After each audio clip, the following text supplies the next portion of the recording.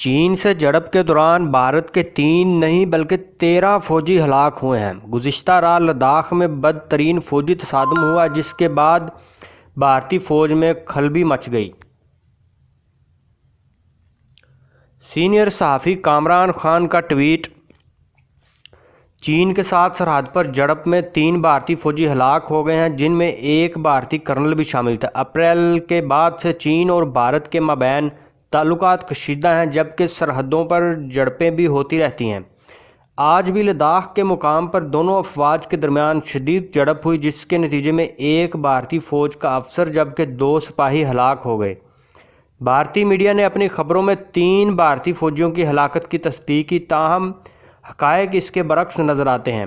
اس حوالے سے سینئر صحافی کامران خان نے سماجی رابطے کی ویب سائٹ ٹویٹر پر ٹویٹ کرتے ہوئے کہا کہ Modi P M O office بھارتی فوجی قیادت میں کل رات سے کھلبلی مچی ہے کیونکہ کل لداخ کے گلوان میں 45 سال میں ہونے والے بدترین چین بھارت فوجی تصادم میں بھارتی کرنل سمیت 2 نہیں بلکہ 13 فوجی ہلاک ہوئے ہیں۔ کامران خان نے مزید کہا کہ مودی اور بھارتی میڈیا کو سانپ سونگھ گیا ہے، اب وہ نہ جنگ نہ سرجیکل اسٹرائیک کی دھمکیاں دے رہا ہے۔ واضح رہے کہ بھارت اور چین کے درمیان مشرقی لداخ میں سرحدی تنازع کے حل اور دونوں فوج کے درمیان کشیدگی کو کم کرنے کے لیے اعلیٰ فوجی قیادت کے درمیان بات چیت شروع ہو گئی ہے۔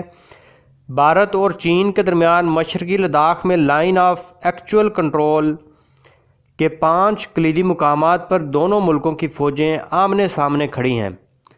ان علاقوں میں گزشتہ کئی ہفتوں سے حالات کشیدہ بتائے جا رہے ہیں، اسی لیے بھارت نے چین کی مقامی فوجی قیادت سے بات چیت کی پیشکش کی تھی۔ چونکہ بات چیت کی پیشکش بھارت نے کی تھی اس لیے گفت و شنید بھارتی سرحدی پوائنٹ چوشولو مولڈو کی ایک ہٹ میں ہو رہی ہے۔ بھارت کی جانب سے اس وفد کی قیادت 14 کور کے لیفٹیننٹ جنرل ہریندر سنگھ کر رہے ہیں جبکہ چینی وفد کے سربراہ تبت کے ضلعی سطح کی فوجی کمانڈر کر رہے ہیں۔ اس سے قبل بھی دونوں جانب کی فوجیوں کے درمیان بات چیت ہوئی ہے تاہم اس کا کوئی نتیجہ نہیں نکلا۔